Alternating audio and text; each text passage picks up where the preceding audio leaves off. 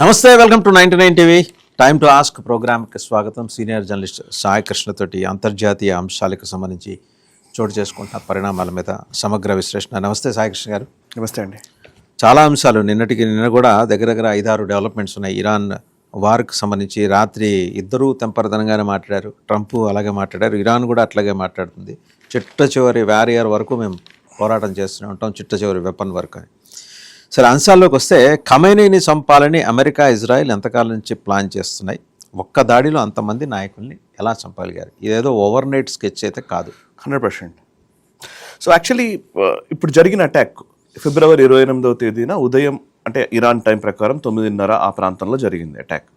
So first స్ట్రైక్లోనే, అంటే Israel and America support తోటి చేసినటువంటి మొదటి స్ట్రైక్ ఆపరేషన్ రోరింగ్ లైన్ అని దానికి పేరు పెట్టారు. సో సింహ గర్జన ఆల్మోస్ట్. సో వాళ్ళు చేసినటువంటి అటాక్లో ఫస్ట్ స్ట్రైక్లోనే కీలకమైన నాయకులు అందరూ చనిపోయారు. మీకు డీటెయిల్స్ చూస్తే అసలు Khamenei, Ayatollah Ali Khamenei, supreme leader of Iran, ఎవరైతే ఆ మత గురువే ఉన్నాడో, ఆ దేశానికి సంబంధించిన సుప్రీం లీడర్గా ఉన్నాడో అతనే చనిపోయాడు. And at the same Ali Shamkhani, ఇతను సుప్రీం నేషనల్ సెక్యూరిటీ కౌన్సిల్కి సంబంధించిన సెక్రటరీ అండ్ అయతుల్లా ఖమైనీకి క్లోజ్ అసోసియేట్, అడ్వైజర్ అంటారు, చీఫ్ అడ్వైజర్ లాంటి వాడు. ఇంకోవైపు అజీజ్ నాజీర్ జాదే, ఇతను మినిస్టర్ ఆఫ్ డిఫెన్స్, వాళ్ళ రక్షణ శాఖ మంత్రి. And Mohammad Pakpour, commander of the Islamic revolutionary guard corps, ఈ IRGC head. Okay. Abdul Rahim Mousavi, chief of staff of the Iranian armed forces, Iran armed forces కి సంబంధించిన హెడ్ పోయాడు, IRGC head పోయాడు. Okay. And Mohammad Shirazi, supreme leader's military office, అంటే ఈ ఖమైనీకి సంబంధించిన military office ఉంటుంది, దాని హెడ్ చనిపోయాడు. అండ్ సాలే అసాది, ఖతం అల్ అన్బియా అని ఒక వాళ్ళది ఇంటెలిజెన్స్ డైరెక్టరేట్ ఉంటుంది. సో ఇంటెలిజెన్స్ డైరెక్టర్, నిఘా విభాగాన్ని అధిపతి. అంటే ఇందులో చూస్తే పేర్లు చూస్తే కీలకంగా ఒక దేశాన్ని నడిపే వ్యక్తులందరూ, దేశానికి సుప్రీం లీడర్ చనిపోయాడు, రక్షణ శాఖ మంత్రి చనిపోయాడు, ఐఆర్జీసీ హెడ్ చనిపోయాడు, ఎట్ ద సేమ్ టైం ఇటు ఇరానియన్ ఆర్మ్డ్ ఫోర్సెస్ కి హెడ్ చనిపోయాడు, ఇంటెలిజెన్స్ విభాగం హెడ్ చనిపోయాడు. ఒకే స్ట్రైక్ లో ఇంతమందిని ఒకే దెబ్బ, అంటే ఫస్ట్ ఒక్క స్ట్రైక్ కి ఇంతమంది ఎలా అవుట్ అయ్యారు అంటే కనుక దీని వెనకాల ఇయర్స్ టుగెదర్, అంటే ఒక 2-3 సంవత్సరాల నుంచి ప్లానింగ్ జరుగుతోంది. అందులో మొసాద్ చాలా కీలక పాత్ర వహించింది. ఇజ్రాయెల్కి సంబంధించిన మొసాద్ ఏజెన్సీ ఎట్లా పనిచేస్తుందో మనకు తెలుసు. గతంలో హిజ్బుల్లా పేజర్ అటాక్ మనకు తెలుసు. జస్ట్ పేజర్స్ అందరికి ఇచ్చి ఆ పేజర్స్ లో ఎక్స్ప్లోజివ్స్ పెట్టి, బాంబులు పెట్టి, ఆ సరిగ్గా ఒకే టైంకి ఆ ఎక్స్ప్లోజివ్స్ పేలేలాగా చేయడం, చాలా మంది టెర్రరిస్టులను చంపడం అనేది మనకు తెలుసు, హిజ్బుల్లా ఉగ్రవాదులను చంపడం. సో అట్లాగే ఇజ్రాయెల్ ఏం చేసిందంటే ఈ పర్టికులర్ ఇన్సిడెంట్ సంబంధించి 2-3 సంవత్సరాల నుంచి వర్క్ జరుగుతుందంట. దీంట్లో అసలు ఇంట్రెస్టింగ్ గా ఉన్న విషయం ఏంటంటే, ఇరాన్ తెహ్రాన్లోని, అంటే రాజధానిలో ఉన్నటువంటి తెహ్రాన్లో ఉన్నటువంటి అన్ని సీసీటీవీలకు సంబంధించిన ఫుటేజ్ ఇజ్రాయెల్ ప్రతి క్షణం యాక్సెస్ చేస్తుందంట పాస్ట్ 2 years. సో అండ్ ఇంకోటి, ఇజ్రాయెల్ ఖమైనీ ఎక్కడెక్కడికి వెళుతున్నాడు, ఏం తింటున్నాడు, ఎవరితో మాట్లాడుతున్నాడు, ఆల్మోస్ట్ ఇరాన్ ఎస్టాబ్లిష్మెంట్ మొత్తం ఎక్స్పోజ్ అయి ఉంది. ఇరాన్ లో ఏ కదలికైనా, ముఖ్యంగా ఖమైనీ ఎవరిని కలుస్తున్నా, ఎవరిని పెట్టలేకపోయారు సార్ వీళ్ళు. ఎగ్జాక్ట్లీ దటే. అంటే ఇజ్రాయెల్ ఎప్పుడు కూడా ఎట్లా చేస్తుంది అంటే, అసలు మనం ఒకసారి చేసిన ఆపరేషన్ ఇంకోసారి కనిపించదు. వాళ్ళు ఎప్పుడు డిఫరెంట్ వేస్ ఎతుకుతూ ఉంటారు. యాక్చువల్ అజిత్ దోవల్ అదే చెప్తుంటాడు. అజిత్ దోవల్ జీవితంలో కూడా ఏ రోజు కూడా ఒక్కసారి చేసినటువంటి ఆపరేషన్, ఒక్కసారి తీసుకున్నటువంటి వ్యూహం ఇంకోసారి అయినా వ్యూహం పనలేదు. సో ఎదుటి వాళ్ళని సర్ప్రైజ్ ఎలిమెంట్ అంటారు. ఇట్లాంటి అటాక్స్ చేసినప్పుడు సర్ప్రైజింగ్ గా ఉండాలి. ఇందులో 3-4 అంశాలు ఉన్నాయండి. ఒకటి, ఫస్ట్ నిఘా ఎలా పెట్టారు, ఎలా ఇంటెలిజెన్స్ షేరింగ్ జరిగింది, ఎలా ఇంటెలిజెన్స్ ని గ్యాదర్ చేశారని. ఒకటి, అక్కడ బాడీ గార్డ్స్ ఉంటారు కదా, ఆ ఖమైనీకి ఉన్నటువంటి బాడీ గార్డులు, బాడీ గార్డ్స్ ఎలా బిహేవ్ చేస్తున్నారు దగ్గర నుంచి, అంటే ఒకవేళ అటాక్ జరిగినా, ఏదన్నా జరిగితే ఎలా రెస్క్యూ జరుగుతుంది, రెస్క్యూ ఆపరేషన్స్ జరుగుతాయి అనే దగ్గర నుంచి, అండ్ కార్ ఎక్కడ పార్క్ చేస్తారు, ఎక్కడికి పోతారు, అండ్ ఖమైనీ ఏ టైంలో ఎక్కడ ఉంటాడు, ఉదయం నుంచి రాత్రి వరకు ఆయన స్కెడ్యూల్స్ అన్నీ కూడా పర్ఫెక్ట్ గా పిన్ పాయింట్ ప్రెసిషన్ తోటి ఆ డీటెయిల్స్ అన్ని తెలుసుకున్నారు.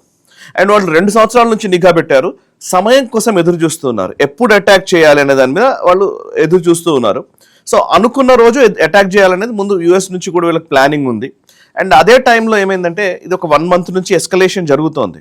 వాళ్ళ ఉద్దేశం ఏంటంటే రెజీమ్ చేంజ్ చేయాలి, ఖమైనీని లేపేయాలి, అక్కడ ఇంకో కొత్త దాన్ని తీసుకురావాలనేది వాళ్ళ లక్ష్యం. సో అట్లాంటి టైంలో ఒక కీలకమైనటువంటి అంశం ఏంటంటే, ఇందులో రాత్రిపూట, యాక్చువల్లీ ఇట్లాంటి ఆపరేషన్స్ ఎప్పుడు చేసినా అని రాత్రి చేస్తారు. ఇప్పుడు ఈవెన్ మనం కూడా సర్జికల్ స్ట్రైక్స్ చేసిన, బాలాకోట్ ఎయిర్ స్ట్రైక్స్ అయినా, ఆపరేషన్ అయినా రాత్రి, అంటే మిడ్ నైట్ చేస్తారు. 12 తర్వాత 3 లోపల ఇట్లాంటి టైం తీసుకుంటారు న్యాచురల్గా. ఎందుకంటే అప్పుడు అందరూ కూడా ఏదో ఒక సందర్భంలో వాళ్ళు వీక్గానే హ్యాపీగా పడుకున్న టైము అట్లాంటి టైంలో తీసుకుంటారు, అంటే రిటాలియేషన్ కూడా ఈజీగా కాకుండా. అయితే ఇరాన్ రాత్రికి వేచి ఉంది, రాత్రిపూట ఏదో అటాక్ జరుగుతుందని వాళ్ళందరూ రెడీగా ఉన్నారు. కానీ ఊహించని విధంగా డే లైట్ అటాక్ ఇది, పొద్దున 9:30కి అటాక్ చేశారు. అండ్ అది కూడా ఏంటంటే ఈ పర్టికులర్ లీడర్లు అందరూ అదే రోజు సమావేశం అవుతున్నారని తెలిసింది. నిజానికి వాళ్ళందరూ సమావేశం అవుతున్నారన్న విషయము పక్కనున్న వాడికి ఇంకెవరికి తెలియనివ్వరు. బికాస్ ఎందుకంటే ఖమేనీ మీద ఎప్పుడు ఏ దాడి జరుగుతుందో తెలియదు, అమెరికా అండ్ ఇజ్రాయెల్ ఎప్పుడు ఏం చేస్తాయో తెలియదు, ఎస్కలేషన్ జరుగుతుంది, ఎయిర్ క్రాఫ్ట్ క్యారియర్స్ వచ్చాయి అన్న సందర్భంలో కూడా ఎవరికి తెలియకుండా పూర్తి దాన్ని ఏమంటారు రహస్యంగా ఉంచినటువంటి సమావేశానికి సంబంధించిన వివరాలు ఇజ్రాయెల్ ఎలా తెలుసుకోగలిగింది, మొసాద్ ఎలా తెలుసుకోగలిగింది అంటే అదే Mossad speciality. Planting of their inside people, అంటే వాళ్ళని ఇరాన్ లో ఇప్పుడు కాదు చాలా సంవత్సరాల నుంచి ఇరాన్ లో ఈవెన్ వాళ్ళు లాస్ట్ టైం న్యూక్లియర్ ఎన్హాన్స్మెంట్ చేస్తున్నప్పుడు న్యూక్లియర్ అసెట్స్ ని ఎట్లా కూల్చారంటే వాళ్ళు లాస్ట్ మూమెంట్కి వచ్చారు.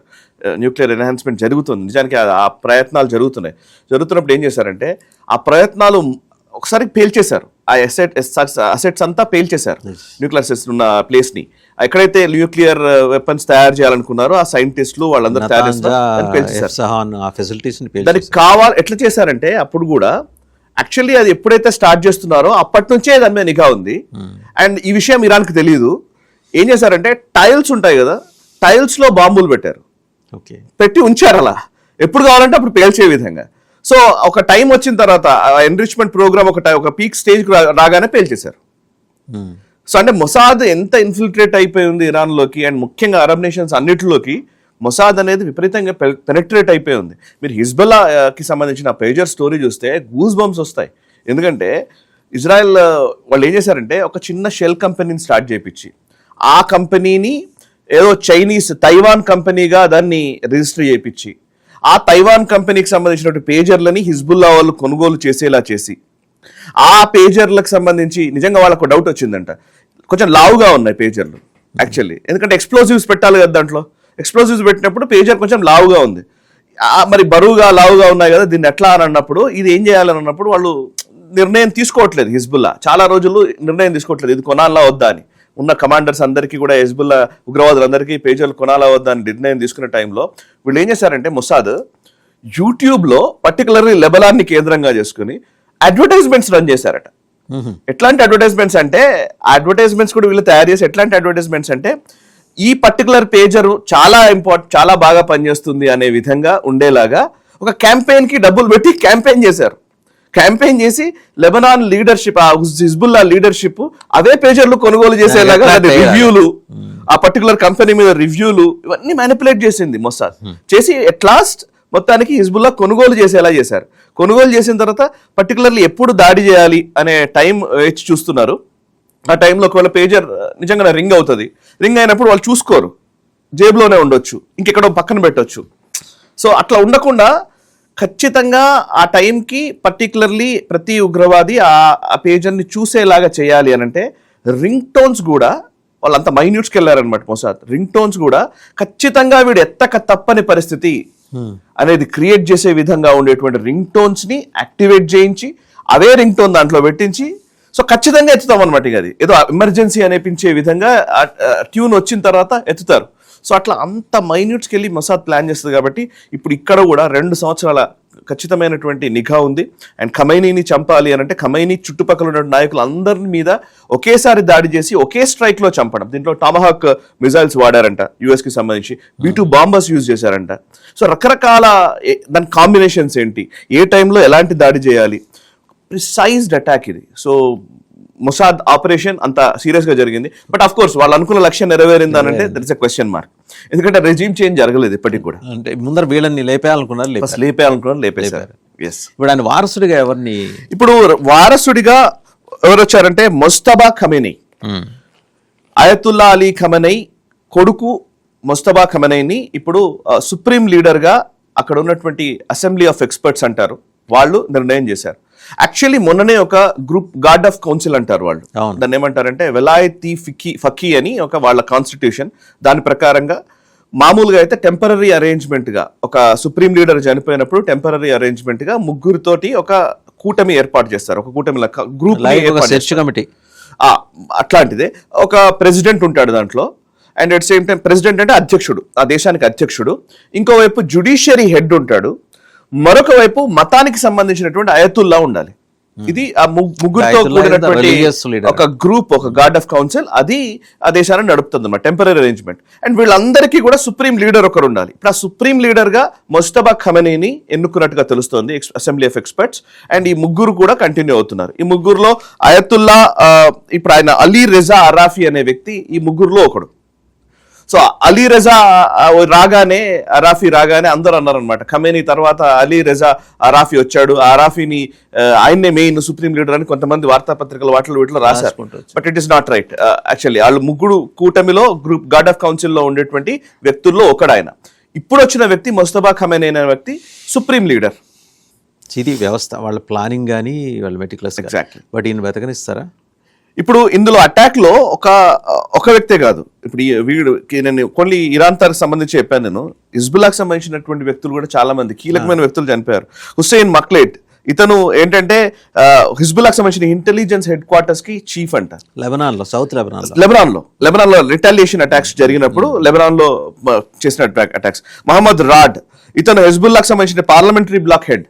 సో మొత్తం ఆల్మోస్ట్ హిజ్బుల్లాకి సంబంధించిన కీలకమైన నాయకులు కూడా ఇప్పుడు లేపేశారు. 28th రోజు ఇరాన్ మీద అటాక్ జరిగింది. తర్వాత కాన్సిక్వెన్షియల్ గా మనం చూస్తే కనుక నెక్స్ట్ ఫస్ట్, సెకండ్, థర్డ్ ఇట్లా ప్రతిరోజు అటాక్స్ జరుగుతున్నాయి కదా. ఇరాన్ ఏం చేస్తోందనంటే, ఇరాన్ చేస్తుంది అటాక్స్, రిటాలియేటరీ అటాక్స్. ఏం చేస్తుంది ఇరాన్?